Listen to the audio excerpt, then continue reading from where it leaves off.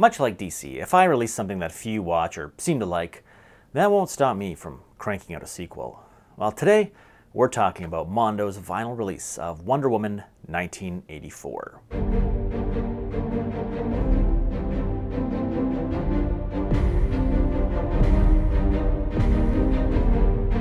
Welcome to Popcorn and Vinyl, a show dedicated to films, film score, and vinyl. As I alluded to in the intro, I have already made a video on the Wonder Woman 1984 soundtrack. Check out that link below, or possibly on the screen somewhere. That was, however, right after the film's release, with no details about a vinyl release yet, so that review focused on the music of the film.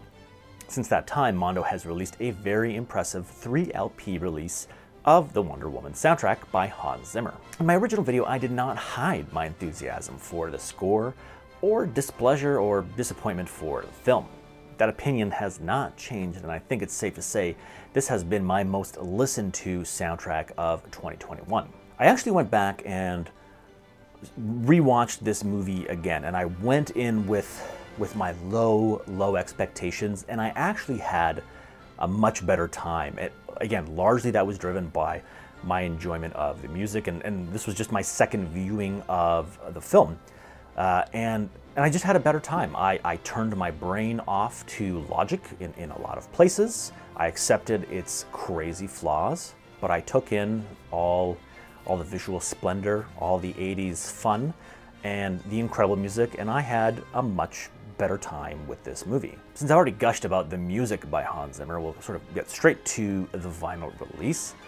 You know, I had a few ideas floating around in my head at the time of what this release could look like if it did indeed happen, because again, wasn't sure if they actually would do a vinyl release. Well, I can safely say that it's nothing like I envisioned. I remember the first time I saw the cover, and my reaction was sort of like, oh, what have they done here?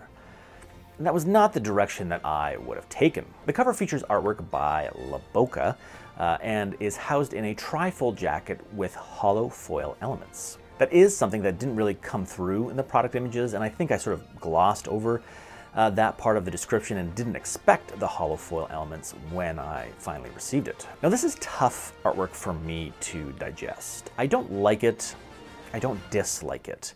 Again, not what I would have chosen at all, but for what it is, it's exceptionally well executed and presented really well. I think I struggle with the aesthetic choice of the design. You know, this is one of those examples of a super subjective artwork preferences where there will certainly be people who love this.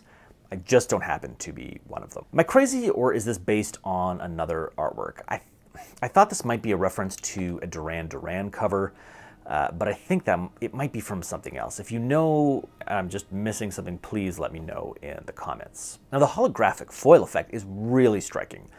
It really does make the cover pop. The tri-gatefold has this bright and vibrant concentric circle pattern with the wishing stone in the middle. One of the inner flaps contains some liner notes by Patty Jenkins. The record also includes an insert with production team credits, and I thought the artwork for that, you know, really fit the vibe of the movie well, with the VHS era graphic that was taken out of the window of the electronics stores in one of the opening scenes. The back cover keeps it simple with the track listing, again kind of swirling in a circle, and it's probably best that this is on the simpler side, as the rest of the flaps have so much going on. It might be a bit overwhelming if they tried to overcomplicate the back as well. One thing I don't like about the cover is the trifold. It doesn't quite stay folded square.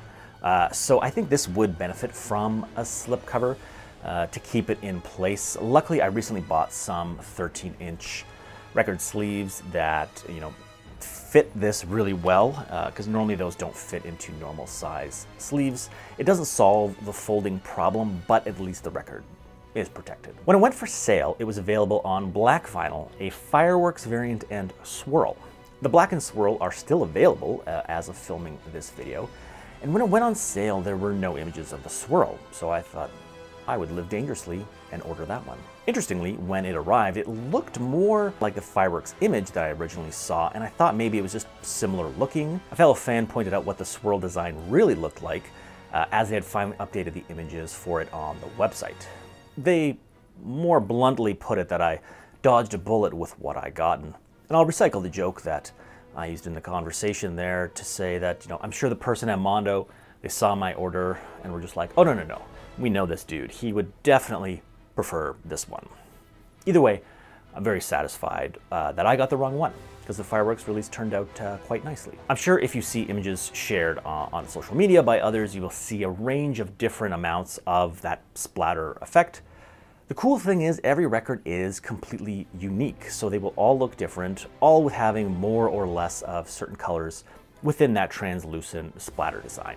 This roll looks fine, and you know, this will be subjective. I imagine there are others who ordered blindly and could have been disappointed by how it turned out, or they were pleasantly surprised. The swirl colorways, they look fine, but they don't quite jump out at me as kind of being visually associated with the film.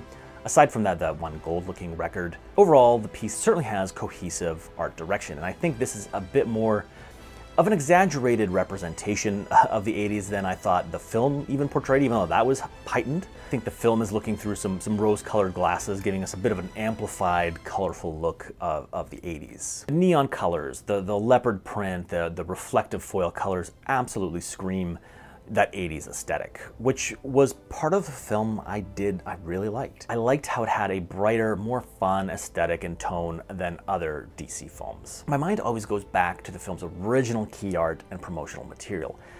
I have to say, that is some of my favorite promo artwork for any superhero film. I love the vibrant colors and slightly richer color palette than what we got here.